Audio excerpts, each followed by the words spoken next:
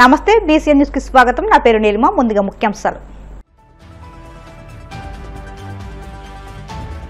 రాజ్యాంగ దినోత్సవం సందర్భంగా మాక్ అసెంబ్లీ నిర్వహించిన 170 నియోజకవర్గాల విద్యార్థులు బాధ్యత చైతన్యం పెంచేందుకే ఈ కార్యక్రమాన్ని ఏర్పాటు చేశామన్న సీఎం చంద్రబాబు.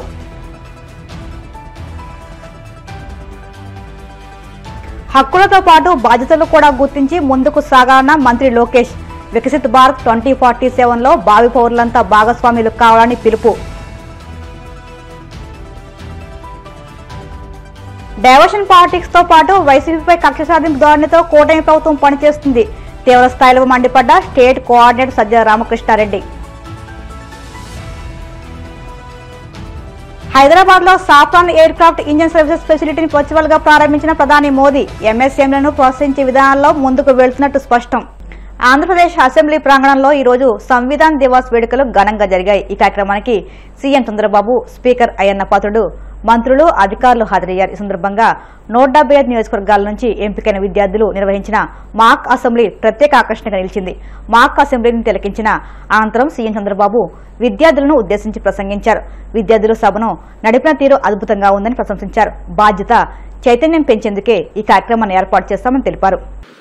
ఈ సంవత్సరం మనందరం కూడా ఇటీవల కాలంలో మన ప్రధానమంత్రి గారు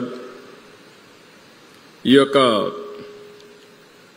సంవిధాన్ దివస్ ని జరుపుకోవాలని ఒక కార్యక్రమానికి పిలిపించాడు. జాతీయ రాజ్యాంగ దినోత్సవం. దీనికి ఎందుకంటే ఒక బాధ్యత రావాలి, ప్రతి ఒక్కరిలో ఒక చైతన్యం రావాలి, అవేర్నెస్ రావాలనే ఉద్దేశంతో ఈ కార్యక్రమానికి శ్రీకారం చుట్టారు. ఈ 1 గంటలోనే మనం చాలా విషయాలు మనం మాట్లాడుకున్నాం.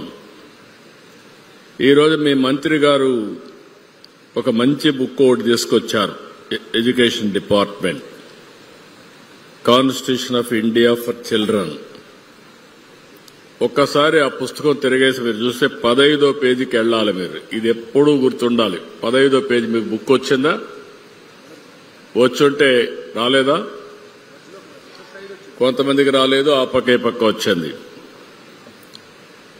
ఈ పుస్తకంలో రాసింది మీరు చదివితే ఈ 15వ page, constitution of India. The people of India having solemnly resolved to constitute India into a sovereign democratic republic and to secure to all its citizens justice, social, economic and political, liberty of thought, expression, belief, faith and worship, equality of status and of opportunity, and to promote among them all fraternity, assuring the dignity of the individual and the unity of the nation. In our Constituent Assembly this 26th day of November 1949, do hereby adopt, enact and give to ourselves this constitution. ఈ రాజ్యాంగం రాసుకునేది మన కోసరం మనం రాసుకున్న రాజ్యాంగం ఇది. ఇప్పుడే ఈ రాజ్యాంగాన్ని చెప్పినప్పుడు చాలా విషయాలు చెప్పారు. ఇది చూసినప్పుడు నేను 28 సంవత్సరాల్లో ఎమ్మెల్యే అయ్యాను.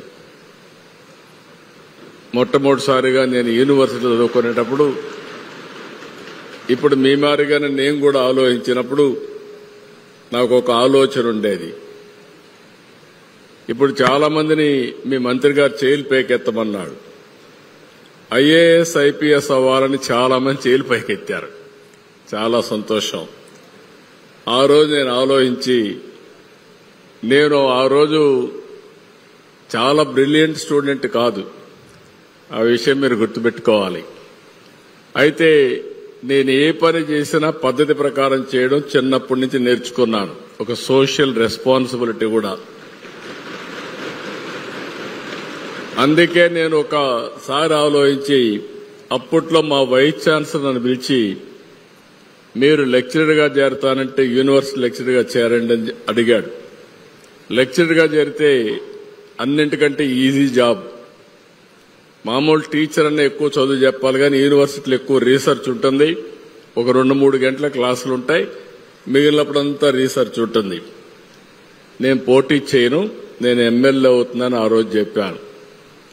ఆయన ఆశ్చర్యపోయి, నేను ఊహించలేదు నీ సమాధానం అంటే, అవునండి రేపు ఎలక్షన్స్ వస్తున్న 78లో నేను పోటీ చేసి మళ్లీ ఎమ్మెల్యేగా వచ్చి మీకు కనపడుస్తానని ఒక సెల్ఫ్ కాన్ఫిడెన్స్ తో ఆ రోజు చెప్పాను.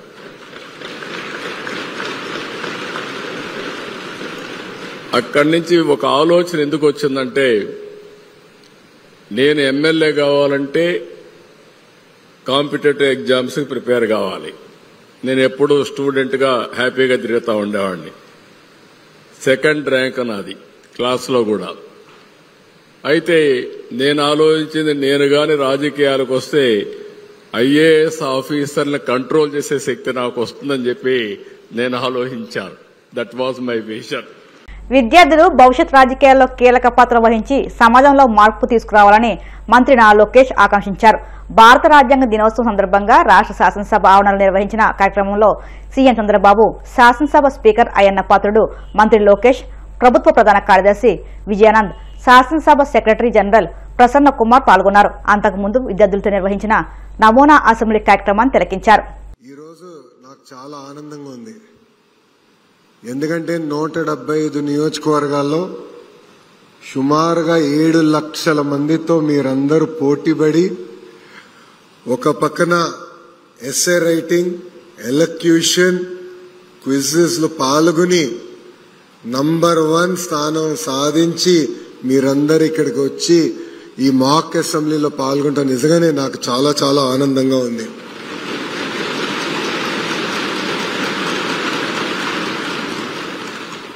ఈ మాక్ అసెంబ్లీ అనేది ఒక ఉదాహరణ.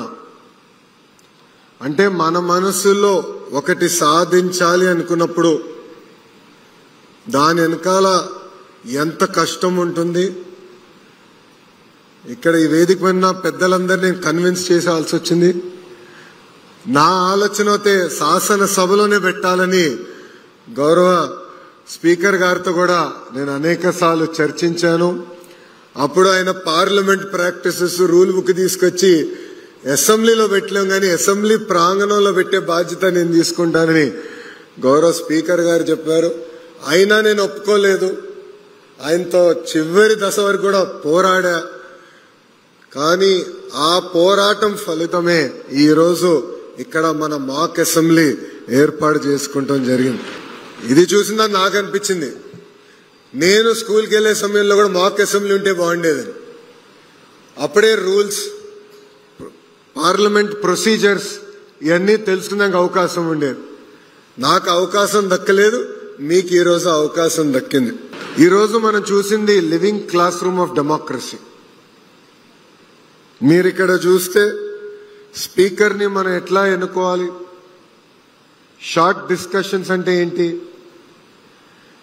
కాలింగ్ టు అటెన్షన్ డిస్కషన్ అంటే ఏంటి, 0 అవర్ అంటే ఏంటి, బిల్స్ ఎలా ఇంట్రడ్యూస్ అవుతాయి, బిల్స్ పైన ఎట్లా చర్చ జరుగుతాయి, ఇవన్నీ కూడా మీరు ఈరోజు చూస్తాం జరిగింది. దీంట్లో అనేక ప్రశ్నలు కూడా మీరే రూపొందించారు, బిల్స్ కూడా మీరే తీసుకొచ్చారు. ఇది కేవలం ఒక్కసారే కాదు, ఎవ్రీ ఇయర్ యాక్టివిటీ చేయాలనేది మన ప్రభుత్వం లక్ష్యం. పిల్లలు చిన్న వయసులో సెల్ ఫోన్లకి ఎట్లా ఎడిక్ట్ అవుతున్నారో కూడా మనం చర్చించాం. యాంటీ డ్రగ్స్ క్యాంపెయిన్ గురించి కూడా మనం మాట్లాడటం జరిగింది. ఇది నేను మీ అందరికీ విషయం చెప్పాలనుకుంటున్నా. డెమోక్రసీ అనేది సర్వైవ్ అవ్వాలంటే దానికి ఒక డిసిప్లిన్, డెకోరం, రెస్పెక్ట్ చాలా చాలా అవసరం. శాసనసభకు వచ్చినప్పుడు ఎమోషన్స్ ఉంటాయి.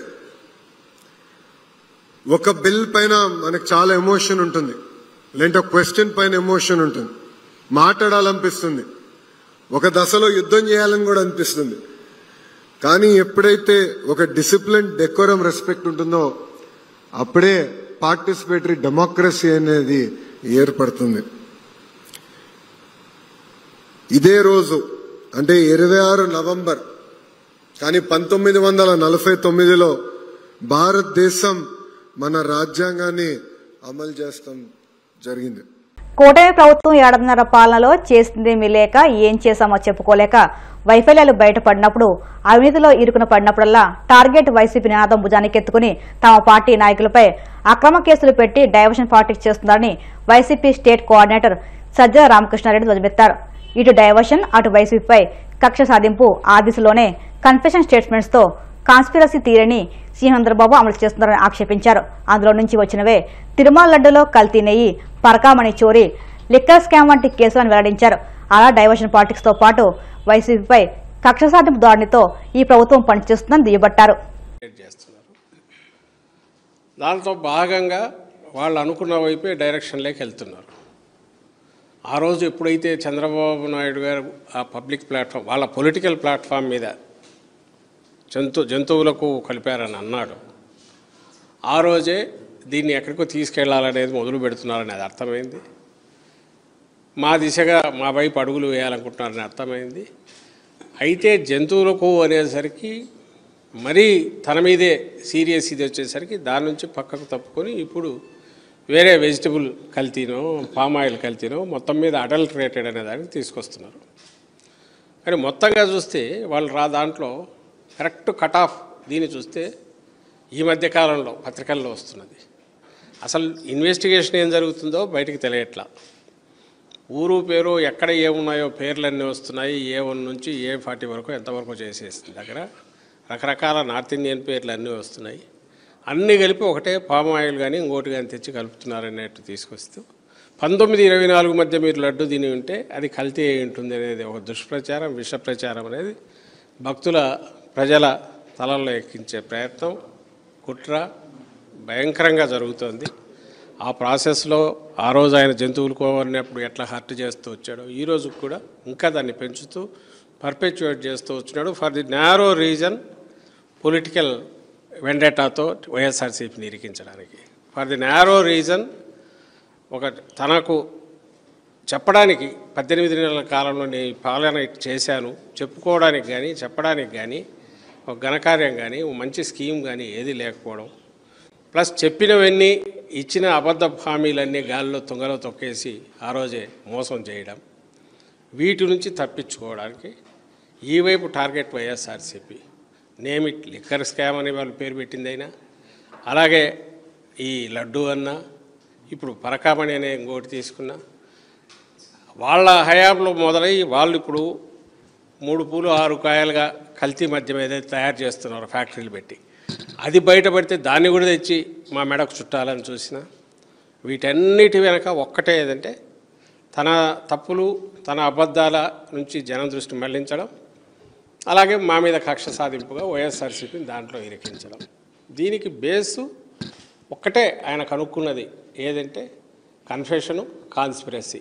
ఈ రెండు వీటి మీద ఎవరో ఒకరిని తీసుకురావడం, కన్ఫెషన్ అని రాయించడం, లేదు కాన్స్పిరసీ థియరీ తీసుకురావడం, వీళ్ళందరూ కలిసి కుట్ర పన్నారనడం, ముందు దాన్ని కోర్టు ముందు ప్రజెంట్ చేయడం, ఏమంటే ఇన్వెస్టిగేషన్ జరుగుతుంది అనడం. న్యాయస్థానం కూడా ఇన్వెస్టిగేషన్ జరుగుతుంది కదా కాబట్టి కొన్నాళ్ళు ఓపిక పట్టండి అని జైల్లోకి పంపడం.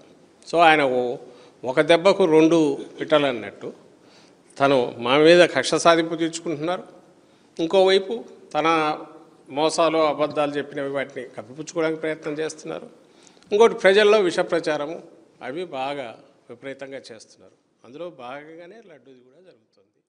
పేదల సేవల కార్యక్రమంలో భాగంగా సీఎం చంద్రబాబు డిసెంబర్ 1వ తేదీన ఉంగుటూరు నియోజకవర్గంలో పర్యటించనున్న నేపథ్యంలో ఏలూరు జిల్లా కలెక్టర్ కె వెట్టిసెల్వి, స్థానిక ఎమ్మెల్యే పస్తమట్ల ధర్మరాజు, ఏపీ అప్కాప్ చైర్మన్ గన్ని వీరాంజనేయులు ఉంగుటూరు, చేబ్రోలు, గొల్లగూడెం గ్రామాల్లోని పలు ప్రాంతాలను పరిశీలించారు. ఈ సందర్భంగా సభాస్థలం, హెలిప్యాడ్, పర్యటన మార్గాలు, రూట్ మ్యాప్, భద్రతా ఏర్పాట్లు తదితర అంశాలపై కలెక్టర్ వెట్టిసెల్వి అధికార యంత్రాంగంతో సమీక్ష నిర్వహించారు.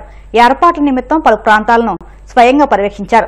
నియోజకవర్గంలో సీఎం పర్యటన విజయవంతం కావడానికి అవసరమైన అన్ని ఏర్పాట్లు సక్రమంగా పూర్తయ్యేలా చర్యలు చేపట్టాలని అధికారులను ఎమ్మెల్యే ధర్మరాజు ఆదేశించారు. ఇప్పుడు కాసేపు ప్రకటనలు.